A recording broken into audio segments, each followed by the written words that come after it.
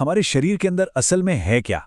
सिर्फ मांसपेशियां और हड्डियां नहीं, बल्कि इनसे भी कहीं गहरी एक पूरी दुनिया है। एक ऐसी दुनिया जिसमें खरबों छोटे छोटे शहर हैं जो कभी नहीं सोते। तो आज हम उन्हीं शहरों के अंदर एक सफर पर चल रहे हैं। ये एक ऐसा सवाल है जो हम शायद ही कभी खुद से पूछते हैं, है ना? इसी पल जब ये आवाज़ कानों तक पहुंच रही है तो हम सोच रहे हैं, शायद थोड़ा हिलडुल भी रहे हैं, पर इन सब के पीछे की असली मशीनरी क्या है? देखिए, इसका जवाब सिर्फ हमारे दिमाग या मसल्स में नहीं है। जवाब है उन खरबों सूक्ष्म शहरों में जो हर एक सेकंड हमारे अंदर काम कर रहे हैं। और ये सब कुछ एक ही बिल्डिंग ब्लॉक, एक ही बुनियादी यूनिट से शुरू होता है। तो इस दुनिया को समझने के लिए हमें बिल्कुल बेसिक बातों से शुरू करना होगा। चलिए पहले इसकी नींव को समझते हैं। एनाटॉमी को समझिए, शरीर के अंगों का एक नक्शा। लेकिन फिजियोलॉजी वो कहानी है कि वो हिस्से असल में काम कैसे करते हैं, कैसे वो सब मिलकर हमें जिंदा रखते हैं। ये एक्शन का विज्ञान है।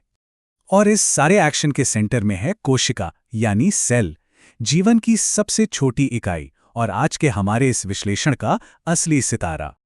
और इससे बेहतर समझने के लिए हम सीधे सोर्स पर जा रहे हैं। ये कुछ स्टडी नोट्स हैं जो फिजियोलॉजी के छात्रों के लिए बनाए गए हैं। हम इनके कलर कोड का इस्तेमाल करेंगे ताकि ये पता चल सके कि क्या चीज़ ज़रूरी है, क्या चीज़ क्लिनिकली महत्वपूर्ण है और क्या चीज़ परीक्षकों को सबसे ज़्यादा पसंद है। तो चलिए दरवाजे खोलते हैं और इस हलचल भरे महानगर के अंदर कदम रखते हैं। हर एक कोशिका अपने आप में एक पूरा का पूरा व्यस्त शहर है। हमारे इस शहर के दौरे पर पहला पड़ाव है न्यूक्लियस। ये समझिए शहर का सिटी हॉल है, कंट्रोल सेंटर जो सब कुछ चलाता है और शहर का सबसे ज़रूरी राज हमारा डीएनए संभाल कर रखता है। अब किसी भी शहर को चलाने के लिए ऊर्जा तो चाहिए, है ना? और यहीं पर वो ऑर्गेनेल आता है जिसके बारे में लगभग सबने सुना होगा। मिलिए माइटोकॉन्ड्रिया से, यानी शहर के पावर प्लांट से। ये हमारे खाने को एटीपी में बदलते हैं जो सेल की एनर्जी करेंसी है। हर एक काम, हर एक एक्शन एटीपी से ही चलता है। इनके बिना समझिए शहर की बत्तियां ही गुल हो जाएंगी। हर अच्छे शहर को एक बढ़िया पोस्टल सर्विस की भी तो जरूरत होती है। कोशिका में यह काम गोल्गी अपैरेटस का है। ये प्रोटीन को छांटता है, उनमें बदलाव करता है और फिर उन्हें पैक करता है ताकि हर पैकेज अपने सही पते पर पहुंच जाए, चाहे वो सेल के अंदर हो या बाहर। ये सब कुछ बहुत बढ़िया लगता है जब तक ये काम कर रहा हो, लेकिन क्या होता है जब शहर की मशीनरी का एक भी हिस्सा फेल हो जाता है? नतीजे काफी विनाशकारी हो सकते हैं। कोशिका झिल्ली को शहर की दीवार समझिए, जिसमें छोटे छोटे दरवाजे लगे हैं। लेकिन सोचिए, क्या होगा अगर एक दरवाजा ही टूट जाए? क्लोराइड आयनों के लिए बना एक खराब दरवाजा सिस्टिक फाइब्रोसिस जैसी गंभीर बीमारी का कारण बन सकता है। एक छोटा सा डिफेक्ट और नतीजा कितना बड़ा? गड़बड़ी सीधे सिटी हॉल यानी न्यूक्लियस में भी हो सकती है। जब डीएनए के ब्लूप्रिंट में कोई गलती यानी म्यूटेशन होती है तो यह सेल को बेतहाशा बढ़ने और बंटने का ऑर्डर दे सकता है। यही कैंसर का सार है, एक कंट्रोल सेंटर जो खुद ही कंट्रोल से बाहर हो गया है। और हां, शहर में साफ सफाई भी उतनी ही जरूरी है। लाइसोसोम कोशिका की रिसाइकलिंग टीम है जो कचरे को साफ करते हैं।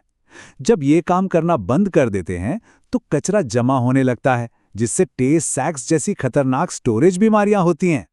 तो चलिए शहर की दीवारों पर वापस चलते हैं, यानी कोशिका झिल्ली पर। यह सिर्फ एक दीवार नहीं है, ये एक एक्टिव इंटेलिजेंट गेटकीपर है जो कंट्रोल करता है कि क्या अंदर आएगा और क्या बाहर जाएगा। और अगर झिल्ली के बारे में कोई एक चीज है जिसे जानना बेहद जरूरी है तो वो ये है, हमारे सोर्स नोट्स इसे परीक्षक का पसंदीदा कहते हैं। और इसकी एक बड़ी वजह है, ये हमारी हर एक नर्व इंपल्स और हर एक मसल कॉन्ट्रैक्शन का आधार है। तो ये काम कैसे करता है? कल्पना कीजिए एक छोटा सा मॉलिक्यूलर पंप जो लगातार चल रहा है। एनर्जी के हर एक मॉलिक्यूल के लिए ये 3 पॉजिटिव सोडियम आयन बाहर फेंकता है और सिर्फ 2 पॉजिटिव पोटेशियम आयन अंदर खींचता है। ये एक मामूली अदला बदली लगती है, लेकिन यही असंतुलन सब कुछ बदल देता है। हर बार जब ये पंप काम करता है तो कोशिका के अंदर थोड़ा और नेगेटिव चार्ज जमा हो जाता है, जिससे लगभग -70 मिलीवोल्ट का एक इलेक्ट्रिकल वोल्टेज बनता है। इसे रेस्टिंग मेम्ब्रेन पोटेंशियल कहते हैं। ये जो छोटा सा नंबर है ना, यही हमारे हर विचार, हर दिल की धड़कन और हर हरकत की नींव है। अब थोड़ा जूम आउट करते हैं। खरबों कोशिकाएं एक साथ काम कर रही हैं और उन्हें जिंदा रहने के लिए एक बहुत ही स्थिर माहौल की जरूरत होती है। इसी को होम्योस्टेसिस कहते हैं। उदाहरण के लिए पानी को ही लीजिए। हमारे शरीर का लगभग 60% हिस्सा पानी है और उस पानी का ज्यादातर हिस्सा हमारी कोशिकाओं के अंदर रहता है। इस संतुलन को बनाए रखना जीवन के लिए बेहद जरूरी है। ये संतुलन कितना नाजुक है, इसका अंदाजा हमारे खून के पीएच को देखकर लगाइए। इसे 7.35 और 7.45 के बीच एक अविश्वसनीय रूप से पतली रेंज में रहना पड़ता है। इसे जरा सा भी इधर-उधर होना जानलेवा हो सकता है। तो शरीर इस नाजुक संतुलन को बनाए कैसे रखता है? हमारे सोर्स नोट्स में इसके लिए एक आसान शॉर्टकट है, BRK। बी है केमिकल बफर के लिए, जो तुरंत बदलावों को सोख लेते हैं।